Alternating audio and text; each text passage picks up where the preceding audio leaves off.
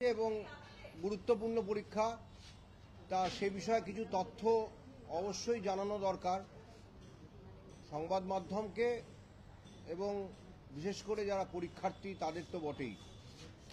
কারণ অনেক সময় আমরা অনেক কিছু হয়তো ওয়েবসাইটে দিই নোটিফিকেশান, কিন্তু সেটা হয়তো সবাই ঠিক করে দেখেন না, ফলে আপনাদের মাধ্যমে অনেক তথ্য যায়। কারণ আপনাদের আমি অনুরোধ করেছিলাম আগেও যে 10টার সময় যে উপস্থিতি বাধ্যতামূলক এই ব্যাপারটা জানিয়ে দিতে, এবং আমি কৃতজ্ঞ যে অনেক চ্যানেল তারা স্ক্রোল আকারে সেটা দিয়েছে। আমি জানি না এখনও চলছে কি না, এটা অনুরোধ করব যে আপনারা এটা চালিয়ে যাবেন, যে স্ক্রোল আকারে একদম আজকে রাত অবধি বা কালকে অবধি। আর আজকে আমাদের সাংবাদিক সম্মেলনে এই কথাটা আবার করে বলে দিচ্ছি যে যেহেতু আমাদের অ্যাডমিট কার্ডে প্রাথমিকভাবে লেখা ছিল যে 11টার মধ্যে উপস্থিতি, আর তারপরে আমরা সিদ্ধান্ত নিলাম যে আরেকটু এগিয়ে দেওয়া দরকার, কারণ নিরাপত্তাজনিত যে তল্লাশি হয় তার জন্য আরও সময় লাগতে পারে, সেজন্য 10টার সময় উপস্থিতি। এটা আমরা প্রত্যেক পরীক্ষার্থীকে অনুরোধ করছি এবং আপনাদের মাধ্যমে সে অনুরোধ আশা করি তারা পেয়ে যাবেন, আমার বার্তা পৌঁছে যাবে। তা এটা একটা খুব গুরুত্বপূর্ণ দিক। মোট পরীক্ষার্থীর সংখ্যা আপনাদের আগেও বলেছি আমি, দুটো পরীক্ষা মিলিয়ে 5,65,000-এর মতন। তার মধ্যে 3,19,919 এই সংখ্যাটা হচ্ছে আগামীকাল যে পরীক্ষাটা হতে চলেছে,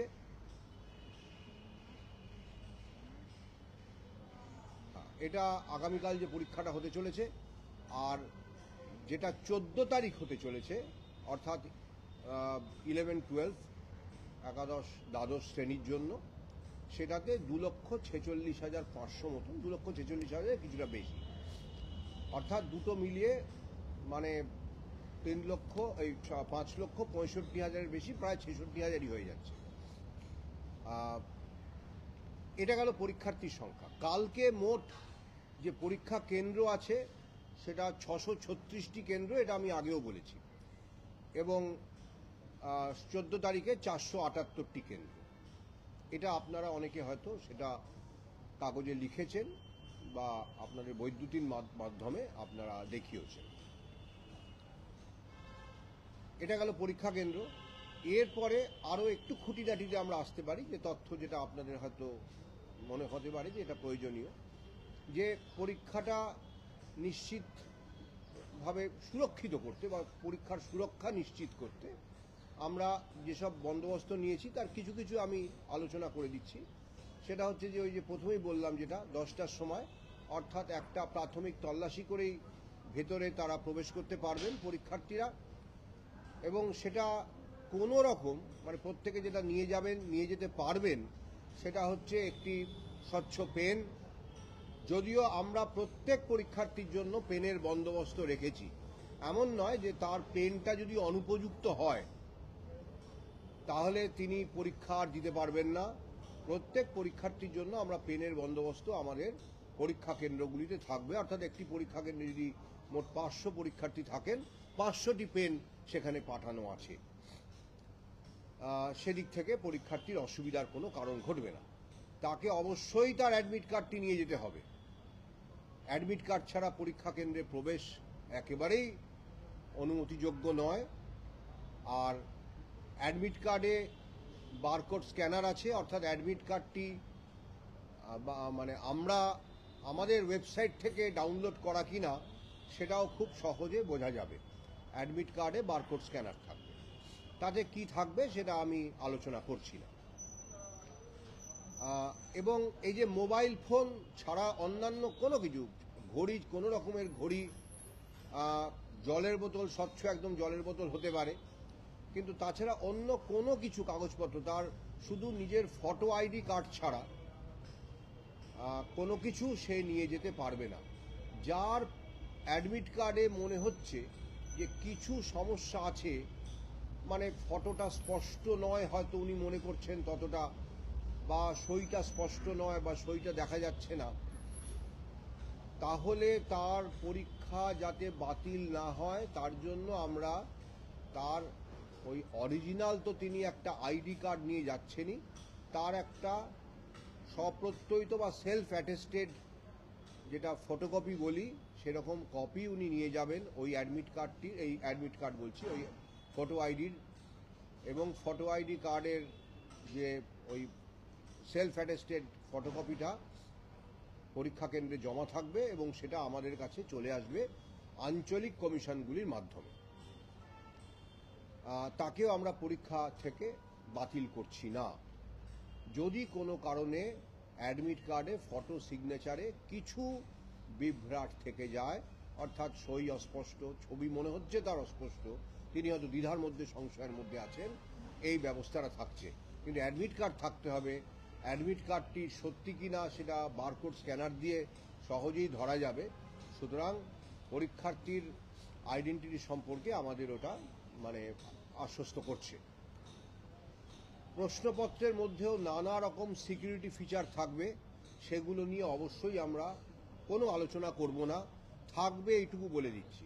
এবং সিকিউরিটি ফিচারগুলো এমন যে কোনোভাবে যদি প্রশ্নপত্র কেউ ছবি কোনোভাবে আমাদের নিরাপত্তা বলয় যে টপকে যদি কোনো বা ভেতরে অভ্যন্তরীণভাবে কোনো রকম কোনো প্রশ্ন লিখের চেষ্টা কেউ করেন, কোন পরীক্ষার্থীর প্রশ্নপত্র থেকে সেটা হয়েছে আমরা সে অবধিও ধরতে পারবো।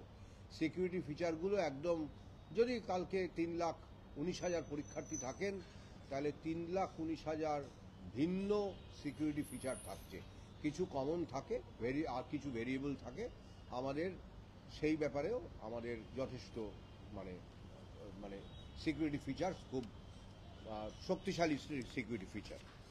এছাড়া আমাদের যেটা বলবার সেটা হচ্ছে পরীক্ষার্থীরা যারা আসবেন তাদের জন্য যদি কেউ কোনো কারণে কোনো মূল্যবান দ্রব্য নিয়ে আসেন যেটা কিনা হলের ভেতরে নিয়ে যাওয়া যাবে না এবং তার সঙ্গে কেউ নেই যাকে তিনি যার কাছে ওটা রক্ষিত রাখতে পারেন, তাহলে মানে সুরক্ষিত রাখতে পারেন বা গচ্ছিত রাখতে পারেন, তাহলে তার জন্য একটা ক্লোকরুমের বন্দোবস্ত প্রতি ভেন্যুতে থাকবে, যাতে টোকেনের বিনিময়ে তিনি তার যে জিনিস মূল্যবান সেখানে জমা রাখতে চান সেটা জমা থাকবে। তারপরে আবার পরীক্ষার শেষে টোকেন নিয়ে তারা চলে যাবেন। পরীক্ষার সময় 12টা। আমরা প্রত্যেক পরীক্ষা কেন্দ্রে 10টা থেকে 10:30টার মধ্যে আমরা প্রশ্নপত্র পৌঁছে দেব 636টা ভেন্যুতেও, এবং পরে পরীক্ষাতে 478টি ভেন্যুতে প্রশ্নপত্র পৌঁছে দেব। এবং তারপরে পরীক্ষা কেন্দ্রে প্রশ্নপত্র বিতরণ শুরু হবে মোটামুটি 11টা 45 নাগাদ। তারপরে ওরা শুধুমাত্র নিজেরা ওই নিজেদের যে রোল নাম্বার বা অন্যান্য যেটা পরিচিতি, যেটা মানে ওএমআর উত্তরপত্রে লিখতে হয় সেটা তারা লিখবেন, কিন্তু কোনো মতেই প্রশ্ন দেখতে পারবেন না, কেন সেটাও সিল করা থাকবে। প্রত্যেক উত্তরপত্র এবং প্রশ্নপত্র মানে প্রশ্ন যেটা পুস্তিকা সেটা একটি প্যাকেটের মধ্যে থাকবে, তার হাতে একটি প্যাকেট যাবে, সিল প্যাকেট। সেটি খুলে তিনি দুটি জিনিস বের করবেন, একটি প্রশ্ন পুস্তিকা এবং একটি ওএমআর উত্তরপত্র। প্রশ্ন পুস্তিকাটি তখনও সিল করাই থাকবে, তিনি শুধু প্রথম পাতায় যেখানে যেখানে তার রোল নাম্বার লিখতে হয় উনি ওটা বাড়ি নিয়েই চলে যাবেন, যেটুকু লেখবার লিখবেন, এবং অবশ্যই উত্তরপত্রটি ঠিক মতন পূরণ করবেন শূন্যস্থানগুলো। বিশেষ করে আমরা বলেই রাখছি যে 1 থেকে 5 এটা অত্যন্ত গুরুত্বপূর্ণ। ওএমআর উত্তরপত্রের মধ্যে 1 থেকে 5 যদি কেউ পূরণ না করেন, সব জায়গার ক্ষেত্রেই প্রযোজ্য, প্রত্যেকটি যেখানে যেখানে পূরণ করতে হয়, তবুও বিশেষ করে 1 থেকে 5-এর কথা বললাম, যে পূরণ না করলে তার উত্তরপত্রটি দেখা যাবে না, ওটাই বাতিল বলে গণ্য হবে। ফলে আমাদের এই ব্যাপারে প্রত্যেক পরীক্ষার্থীকে সতর্ক থাকতে হবে। শুধু 1 থেকে 5 নয়, প্রত্যেকটিই তিনি করবেন, তিনি সই করবেন। সেটি যিনি পরীক্ষা কেন্দ্রের ইনভিজিলেটর আছেন তিনি দেখে নেবেন, তিনিও সই করবেন, পরীক্ষার্থী সই করেছেন কিনা দেখে নেবেন। এটি ইনভিজিলেটরের কর্তব্যের মধ্যে পড়ে। আর যেটা বললাম যে প্রশ্নপত্রের মধ্যে বা উত্তরপত্রের মধ্যে এমন সিকিউরিটি ফিচার থাকবে, বা প্রশ্নপত্রের মধ্যেও এমন সিকিউরিটি ফিচার থাকবে, যদি কেউ প্রশ্নপত্র যে যদি কেউ মানে কোনো রকম কোনোভাবে কপি করবার চেষ্টা করেন, তাহলে সেটি কে করেছেন সেটিও আমরা কিছুক্ষণের মধ্যেই জানতে পারবো। সিকিউরিটি ফিচারটি যথেষ্ট শক্তিশালী, ফিচারগুলি সব কিছুতেই থাকে একটা সিকিউরিটি ফিচার। ওএমআর শিটে তুমি ফিল আপই করছেন এই আর কি, আর ওএমআর শিট ফিল আপ করার আগে তো তার কোনো ইয়ে থাকে না, গুরুত্বও থাকে না। আচ্ছা, লিখতে শুরু করবেন 12টার থেকে, ওই যে বললাম তখনই উনি সিলটা প্রশ্নপত্র খুলে তখন তিনি লিখতে শুরু করবেন, অর্থাৎ উত্তর লিখতে শুরু করবেন। তার আগে যে প্রয়োজনীয় যেটা করবার সেই কাজটা করবেন। তা মোটামুটি এইগুলোই আমার বলবার ছিল। আর আমাদের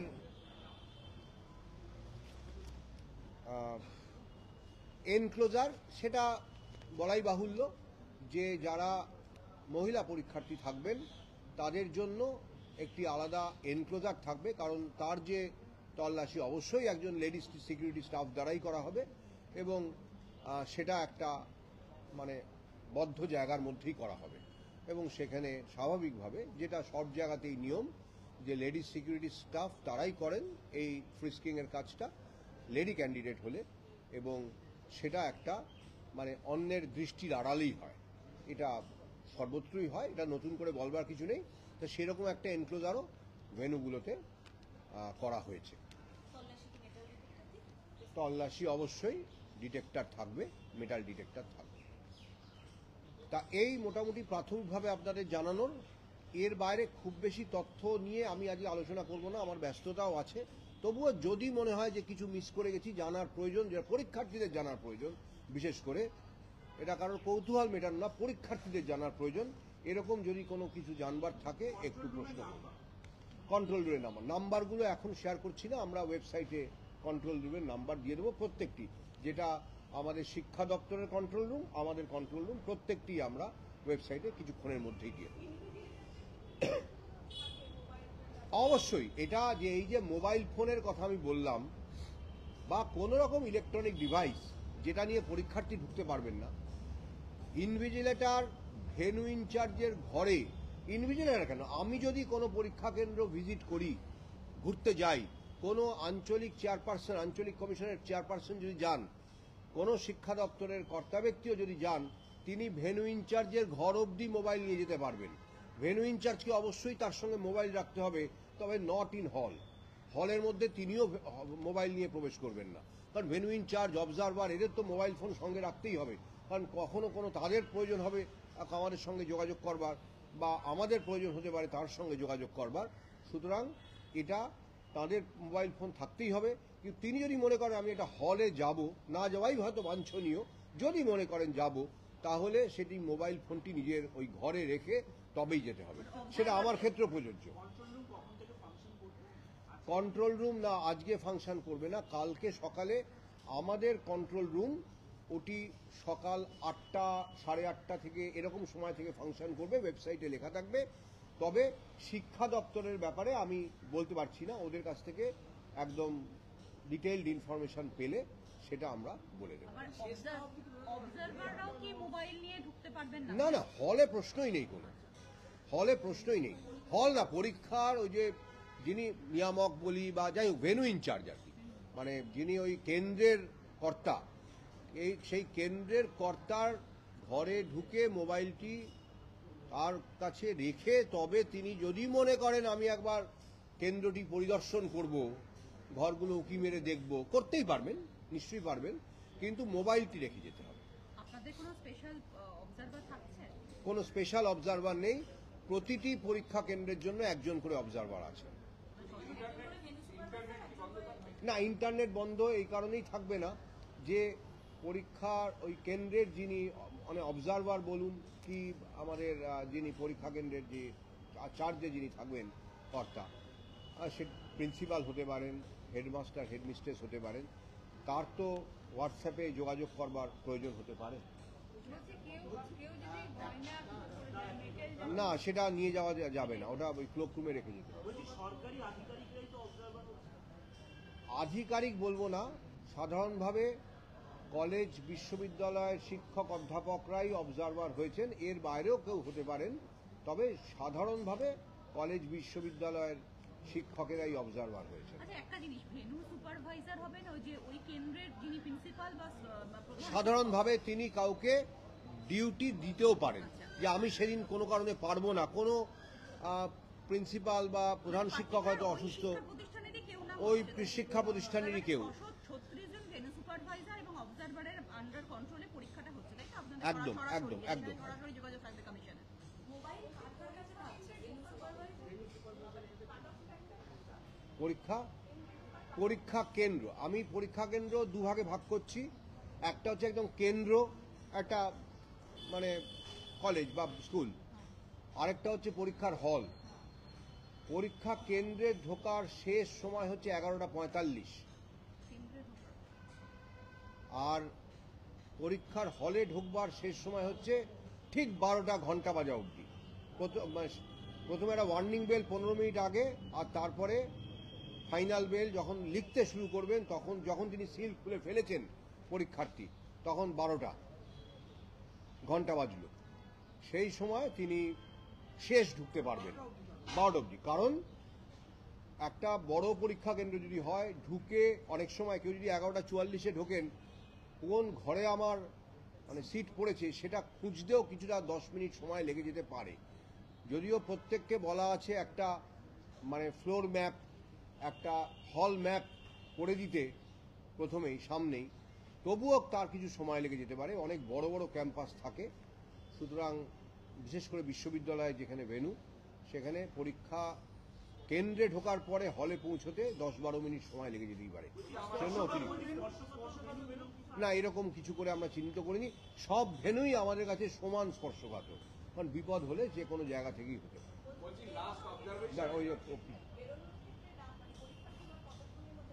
না, পরীক্ষা একদম শেষ হবার অর্থাৎ 1:30 অবধি সাধারণদের জন্য, আর 2টো অবধি যারা মানে ভিজুয়ালি চ্যালেঞ্জ ক্যান্ডিডেট, বিশেষভাবে সক্ষম দৃষ্টির দিক থেকে, এবং আমাদের যদি কারো লিখতে অসুবিধা হয়,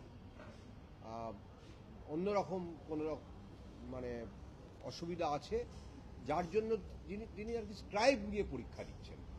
স্ক্রাইবের বন্দোবস্ত এটাও বলে দেওয়া ভালো, কারণ আমাদের প্রত্যেকের জন্য একজন করে স্ক্রাইব, তারা যারা চাইবেন, যিনি এলিজিবল স্ক্রাইব পেতে যোগ্য, তাদের জন্য যে স্ক্রাইবের বন্দোবস্ত এটা যে করা হচ্ছে,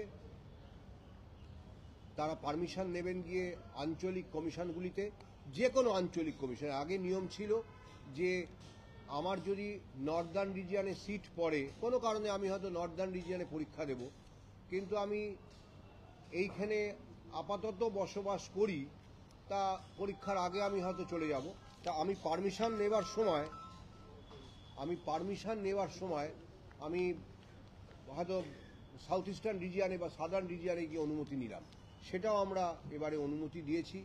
স্ক্রাইবকে সঙ্গে নিয়ে যেতে হতো, সেটাও এবারে নিয়ে যেতে হয়নি। স্ক্রাইবের যে ডকুমেন্টগুলো নিয়ে যেতে হয়েছে সেটা, তাছাড়া যেটা বন্দোবস্ত করেছি, অনুরোধ করেছি, যদি কেউ, অবশ্য সে সময়টা পেরিয়ে গেছে, এখন আজকে আর সম্ভব নয়, যদি নির্দিষ্ট সময়ের মধ্যে কেউ আবেদন করে থাকেন যে আমরা স্ক্রাইব জোগাড় করতে পারছি না, যিনি আমার সঙ্গে গিয়ে সেদিন 3 ঘন্টা বা 2 ঘন্টা, 3 ঘন্টাই হচ্ছে, কারণ আমি 11টার মধ্যে ঢুকছি বা 11:30টায় ঢুকছি, আর হয়তো 2টো পর্যন্ত থাকছি বা 2:15 অবধি থাকছি, এই সময়টা আমার সঙ্গে কাটাতে চাইবেন, তা এরকম যদি বন্দোবস্ত না করতে পারেন, তাহলে আমার কাছে মানে আমাদের কাছে অর্থাৎ কমিশনের কাছে তিনি আসবেন, আঞ্চলিক কমিশনের কাছে। ভেন্যু আঞ্চলিক কমিশন তার জন্য একজন যিনি যোগ্য তার বন্দোবস্ত করে দেবে। অর্থাৎ যোগ্যতার এখানে মাপকাঠি হচ্ছে, যদি নবম দশমের পরীক্ষা হয়, যার ন্যূনতম যোগ্যতা মান হচ্ছে গ্র্যাজুয়েট হওয়া, গ্র্যাজুয়েট নন এমন কেউ, অর্থাৎ প্রথম বর্ষে পড়তে পারেন, সদ্য হায়ার সেকেন্ডারি দিয়েছেন বা দেবেন, একাদশ শ্রেণীতে পড়েন, এরকম হতে পারেন, তিনি স্ক্রাইব হওয়ার যোগ্য, এরকম একজনের বন্দোবস্ত করা হয়েছে। এবারে কেউ যদি সেটা অনুমতি চেয়ে থাকেন যে আমি বন্দোবস্ত করতে পারিনি, আর একাদশ দ্বাদশ হলে সেটা ম্যাক্সিমাম গ্র্যাজুয়েট, অর্থাৎ one level below the minimum qualification. এটা গুরুত্বপূর্ণ প্রশ্ন আচ্ছা নিশ্চয়ই। একটা প্রশ্ন আচ্ছা, এদিক থেকে কেউ আসছিল। আচ্ছা, বেরোনোর সময়টা ওই যে পরীক্ষা শেষের পরে না টয়লেট যাওয়া, দেখুন আজকে সেইটা তো একেবারে মানে এরকম ওরম বারণ করা যায় না। লাস্ট অবজারভেশনে সুপ্রিম কোর্ট বলেছে যে কোনোভাবে কেউ দাগিয়ে এখানে বসতে না, এই প্রশ্নের আজকে আমি এই আলোচনাটা 14 তারিখের পরে করব। এটা এখানে আজকে জানানোর জন্য দরকার নেই। আমাদের ওয়েবসাইটে যেটুকু আছে, সুপ্রিম কোর্টের নির্দেশ যা আছে সেটা সবাই জানেন, সেই মেনেই তারা বসবেন, আসবেন, ইত্যাদি ইত্যাদি। এই ব্যাপারে আমাদের কিছু আমাদের আমাদের এই ব্যাপারে আমরা আজকে আলোচনা করব না। আর আরেকটা একটি প্রশ্ন আছে। না, এটা আমাদের প্রশ্নপত্র সুরক্ষিত আছে, এটা আমাদের প্রশ্নপত্র সুরক্ষিত আছে। আমি কোনো নাম করে বলছি না, সুরক্ষিত আছে। বলুন। হ্যাঁ, প্রভিশনাল তো অবশ্যই, যে কোনো অ্যাডমিট কার্ডই প্রভিশনাল। কারণ যোগ্যতা বিচারের জন্য যে ফিজিক্যাল ভেরিফিকেশন অফ ডকুমেন্ট হয়, তার আগে তার এলিজিবিলিটি বা যোগ্যতা সম্পর্কে সুনিশ্চিত হওয়া যায় না। অনলাইন ভেরিফিকেশন দিয়ে কখনো কারোর মানে যোগ্যতা আছে কি নেই সেটা সুনিশ্চিত বলা যায় না। So all admit cards always in all examinations are provisional. না, এটা একটু ভুল বলা হলো। আপনি সেটা সব মিলিয়ে বলছেন, মানে শিক্ষাকর্মী এবং শিক্ষক মিলিয়ে বলছেন। আগের বারে শিক্ষক নিয়োগের পরীক্ষায় 2,90,000-এর কিছু বেশি মোট পরীক্ষার্থী ছিলেন, অর্থাৎ সেক্ষেত্রে একাদশ দ্বাদশে বেশি ছিল 1,50,000-এর কিছু বেশি, আর 1,41,000 মতন সেটা নবম দশমের ক্ষেত্রে 2,91,000 কিছু বেশি, প্রায় 3 লাখ। আর এবারে সেই সংখ্যাটা 5,65,000। সরি,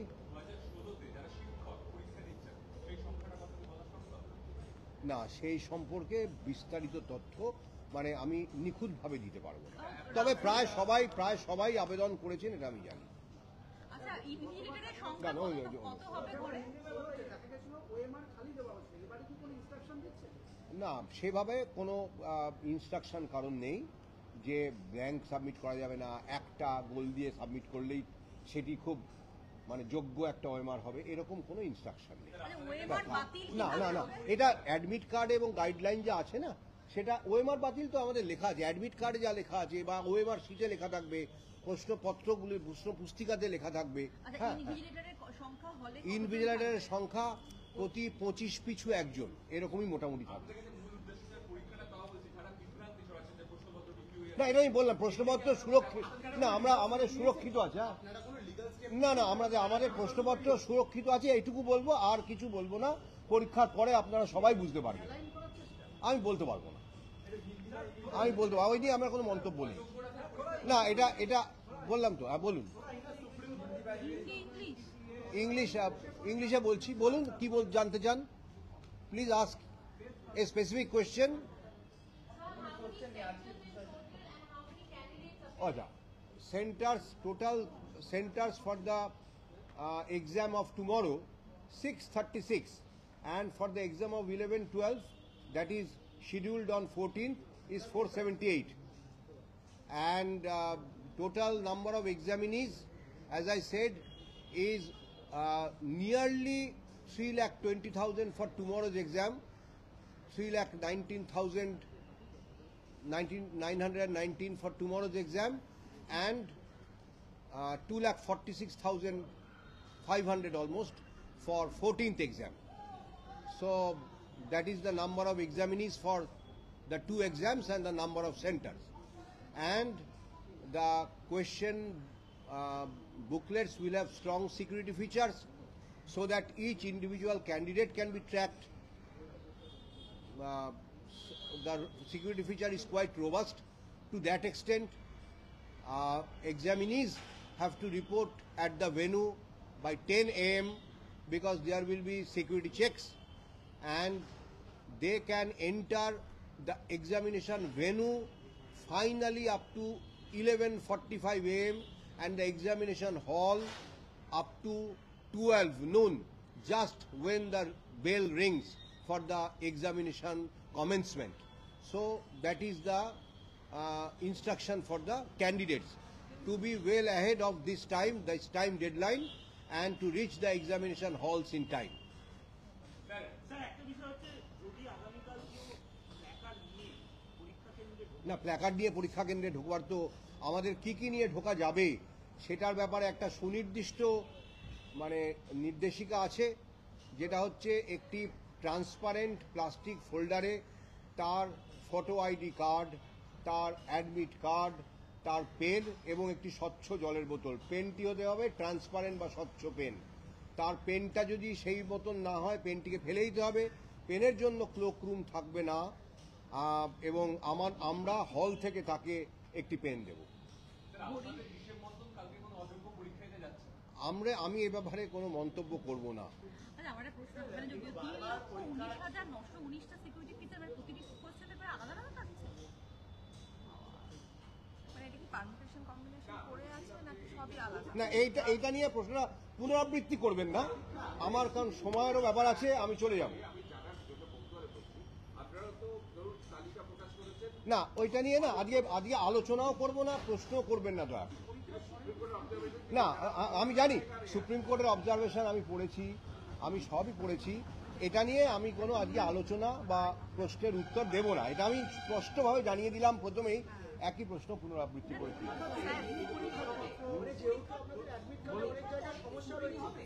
পরীক্ষার পরে কিসের স্টুডেন্ট বলছে? না দাঁড়ান, ওখান থেকে প্রশ্ন করছে, আমি এদিকে তাকিয়ে ওখানে প্রশ্নের উত্তর দিতে পারি। হ্যাঁ নিশ্চয়ই, সেটাই সুপ্রিম কোর্টের অর্ডারেও আছে। আমি সেটা বললাম তো, আমি সেটা বলে দিলাম, নোটিশও দিয়েছি। সিকিউরিটি ফিচারে পারমিটেশন কম্বিনেশন করে থাকে? না, সেটা সিকিউরিটি ফিচার নিয়ে কখনো আলোচনা করতে নেই। জিগজ্যাগ ভাবে দেয়া হবে প্রশ্নপত্র, কি জিগজ্যাগ ভাবে দেয়া হবে? অবশ্যই একই বিষয়ের এ সিরিজের প্রশ্নপত্র যদি পরপর দুজন হাতে পান, সেটা তো কাম্য নয়, সেটা কখনোই হবে না। এখন কি প্যাটার্ন হবে সেটা নিয়ে আলোচনা করবার দরকার নেই। পাশাপাশি দুজন একই বিষয়ের পরীক্ষার্থী একই সিরিজ প্রশ্ন হাতে পারছেন, এটি হবে না। কোনো পরীক্ষার্থী যদি ইনএলিজিবল বা অযোগ্য বলে বিবেচিত হয়, তার পরীক্ষা বাতিল হতে পারে তো? পরে যে কোনো ব্যাপারে ইনএলিজিবিলিটি, সেটা আমি বললাম। আপনি যারা প্রশ্ন করলেন যে অ্যাডমিট কার্ড প্রভিশনাল কেন, সেখানেই বললাম যে all admit card in all examinations are always provisional. সেটা এমনও উদাহরণ আছে যে আমি জানি যে কলকাতা বিশ্ববিদ্যালয়ের পরীক্ষা দেওয়ার পরে রেজাল্ট বেরোনোর আগে তার প্রশ্নপত্র হয়তো অনেক দিনের কথা, যে প্রশ্নপত্র বলবো না, তার ফল বেরোলো না। হ্যাঁ, কারণ দেখা গেল তার কোনো একটা গন্ডগোল ছিল, এলিজিবিলিটিতে গন্ডগোল ছিল। কিন্তু সেটা কথা নয়, সমস্ত পরীক্ষার্থীর ব্যাপারেই এটা সবসময় প্রযোজ্য, আর বিশেষ করে এই ধরনের প্রতিযোগিতামূলক পরীক্ষার ক্ষেত্রে তো বটে। ঠিক আছে, বাস আর যদি অ্যাডমিট কার্ডে যদি স্ক্যান করে দেখা গেল অ্যাডমিট কার্ডটা ভুয়ো, পেনটা চলবে না। অ্যাডমিট কার্ডে যদি স্ক্যান করে দেখা অ্যাডমিট কার্ডটা ভুয়ো, তাহলে কি তার পরীক্ষা বাতিল? অ্যাডমিট কার্ড ভুয়ো হলে তো পরীক্ষা বাতিল বটে, এ কি আশ্চর্য? হ্যাঁ, সে তো বটেই, ভুয়ো অ্যাডমিট কার্ড হলে কেন বলবেন? আনসার কি করে? মডেল অ্যান্সার কবে, সেটা পরীক্ষাটা দুটো ভালোভাবে হোক, নিশ্চয়ই করে দেবো। হ্যাঁ, ওইটা পরে বল। অ্যাডমিট কার্ড স্ক্যান করছে না, স্ক্যান করার জন্য বিশেষ আমাদের বন্দোবস্ত থাকবে নিশ্চয়ই, সেটা বাড়ি নিয়ে যায়, ওএমআর কার্বন কপি বাড়ি নিয়ে যায়। না, ওইটা তো আবার পুনরাবৃত্তি হয়ে গেল।